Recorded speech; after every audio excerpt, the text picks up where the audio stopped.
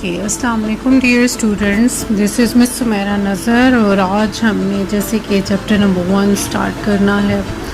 English میں کہیں تو Genesis of the Islamic republic of Pakistan, اور اگر اردو میں کہیں گے تو نظریہ پاکستان۔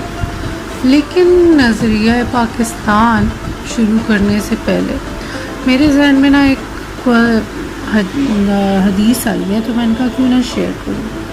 ایک بار ایک صحابی رسول نبی پاک صلی اللہ علیہ وسلم کی خدمت میں حاضر ہوتے ہیں اور ان سے پوچھتے ہیں کہ اس کائنات میں سب سے پہلے کیا چیز تخلیق کی گئی؟ تو اس پہ ہمارے نبی کریم صلی اللہ علیہ وسلم نے فرمایا کہ اس کائنات میں سب سے پہلے تخلیق کی جانے والے نبی کریم صلی اللہ علیہ وسلم کی ذات کا نور تھا۔ پھر اسی نور کے 4 حصے کیے گئے، اور نبی پاک صلی اللہ علیہ وسلم کے نور کے بعد چرند، پرند، انسان، حیوانات، درخت، پتھر، پہاڑ، ہر چیز کی تخلیق کی گئی۔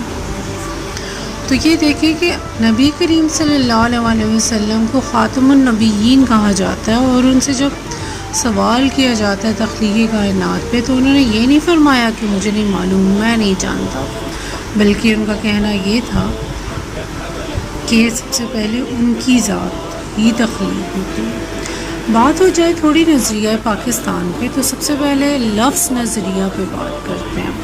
یہ جو لفظ نظریہ ہے، اس کا مطلب ہے کہ کوئی بھی ایک جماعت ہو، جیسے آپ لوگوں کی ایک کلاس ہوتی ہے، ایک قوم ہو جیسے پاکستانی قوم ہے، یا ایک ملت ہو، اس کا ایک اجتماعی نصب العین ہے، یعنی کہ ایک ارادہ کیا ہوا ہے، اور وہ نصب العین یا ارادہ حاصل کرنے کے لیے ہم کچھ اصول یا ضوابط قائم کر لیں گے۔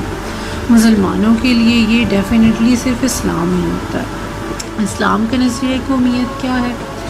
تو اسلام جو ہے یہ کہتے ہیں کہ اس کے ماننے والے جو ہوتے ہیں نا، وہ دوسری قوموں کے مقابلے میں خود کو جداگانہ قومیت کہتے ہیں، اسی کو دو قومی نظریہ کہتے ہیں۔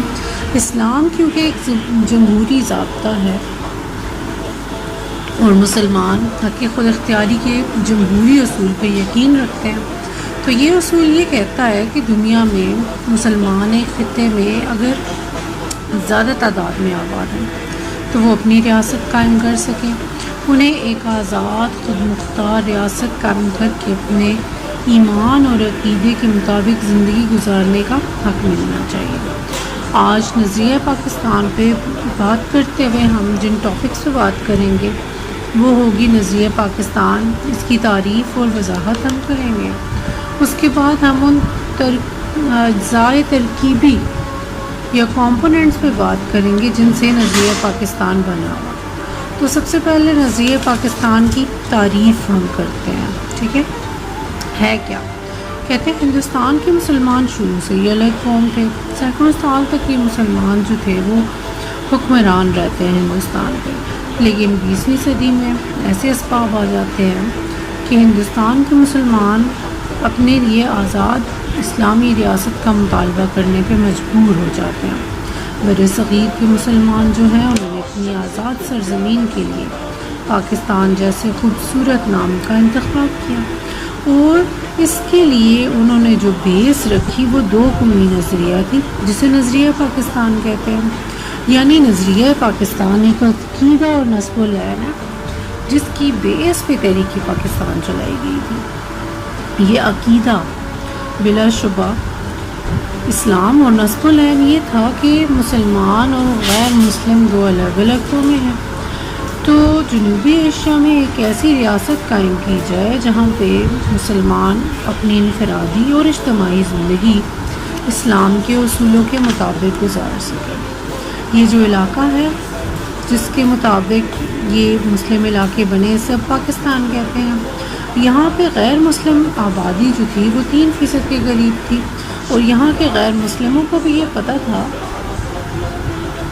کہ اسلامی ریاست میں تمام شہریوں کو یکساں شہری اور سیاسی حقوق حاصل ہوتے ہیں۔ لہٰذا اس خطے کے غیر مسلم شہریوں نے، جن میں عیسائی، ہندو، دوسرے مذاہب کے لوگ شامل تھے، انہوں نے بھی بڑھ چڑھ کے تحریک پاکستان میں حصہ لیا، اور یہ ان کے جذبہ ایثار اور جذبہ حب الوطنی کا ایک مثالی نمونہ ہے۔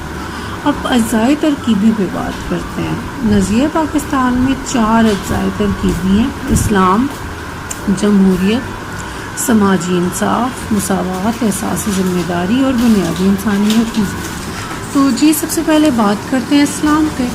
ہندوستان کے شمال مغرب اور شمال مشرق میں ایک بڑا علاقہ ہے جہاں پہ آباد جو مسلمان تھے ان کا اسلامی عقیدہ تھا اور ایمان تھا۔ یہ قیام پاکستان کا بنیادی محرک تھا۔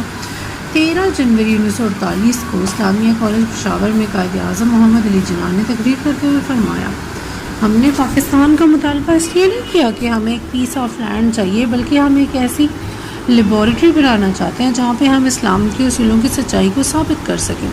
پھر اسلامی ریاست کے رہنما اصول کیا ہونے چاہیے؟ اس کے لیے انہوں نے فرمایا، بنیادی طور پہ اسلامی ریاست میں اقتدار صرف اللہ رب العزت کو حاصل ہوتا ہے۔ اسلامی ریاست کا نظام قرآنی اصول اور احکام کی روشنی میں چلتا ہے اور اس میں پارلیمنٹ اور کسی ادارے یا شخص کو اپنی منمانی کا اختیار نہیں حاصل۔ قرآنی احکام ہی معاشرت اور سیاست کے تمام معاملات میں ہمارے طرز عمل کو متعین کرتے ہیں۔ جمہوریت ایک اسلامی ریاست جمہوری اصولوں پر قائم ہوتی ہے۔ فروری 1948 میں قائد اعظم نے ریاست متحدہ امریکہ کے عوام سے اپنے ایک ریڈیو لنک میں فرمایا،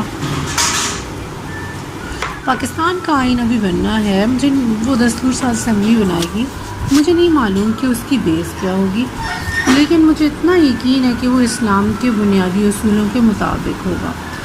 یہ اصول آج بھی ہماری زندگی میں اسی طرح سے جیسے آج سے 1300 سال پہلے تھے۔ اسلام کا معیار پسندی ہمیں جمہوریت کا سبق دیتا ہے۔ پھر سماجی انصاف، مساوات، احساس ذمہ داری پہ قائد اعظم نے بات کرتے ہوئے فرمایا، اسلام نے ہمیں یہ سکھایا کہ تمام انسانوں کو برابر سمجھیں، ہر شخص کے ساتھ انصاف اس میں سلوک کا معاملہ رکھیں۔ ہم شاندار روایات کے امین ہیں اور پاکستان کے مستقبل کے معمار کی حیثیت سے ہمیں اپنے فرائض اور ذمہ داریوں سے آگاہ رہنا چاہیے۔ بنیادی انسانی حقوق پہ بات کرتے ہوئے بنیادی انسانی حقوق پہ بات کرتے ہوئے ہم یہ کہیں نا کہ اس سوسائٹی میں ڈفرینٹ سیکٹس ہیں اور سب کے حقوق الگ الگ ہیں۔ جنوبی ایشیا میں اگر ہندو کے عہدے پہ بات کریں تو 2 طرح کے لوگ، ایک آپ آج بھی دیکھ رہے ہیں انتہا پسند، جن میں مودی آپ کے سامنے، اور دوسرے اعتدال پسند۔ بدقسمتی سے تاریخ میں جب انگریز کہتے ہیں ہم نے انڈیا سے جانا ہے، اس وقت برصغیر کی جو مقامی حکومت تھی وہ کانگریس کی ایسے ہی انتہا پسند ہندوؤں کے ہاتھ میں تھی۔ تو ایسی صورتحال میں جو مسلمان تھے اور دوسرے اقلیتی گروپ تھے، انہوں نے یہ جان لیا تھا کہ اگر ہندوستان سے انگریز چلے بھی جاتے ہیں تو ہندو جو ہیں جو غیر ہندو ہوں گے ان کو بنیادی انسانی حقوق نہیں دیں گے۔ تو یہ بات پاکستان بنانے کا ایک بڑا محرک بن جاتی ہے۔ اسی وجہ سے پاکستان کے جو شمال مغربی حصوں کی غیر مسلم اقلیتیں تھیں انہوں نے بھی اس کی حمایت کر دی۔ یا ہم یہ بھی کہہ سکتے ہیں کہ پاکستان کے حصول کا مقصد اس خطے کے لوگوں کو یعنی مسلمانوں اور غیر مسلموں کا تحفظ تھا۔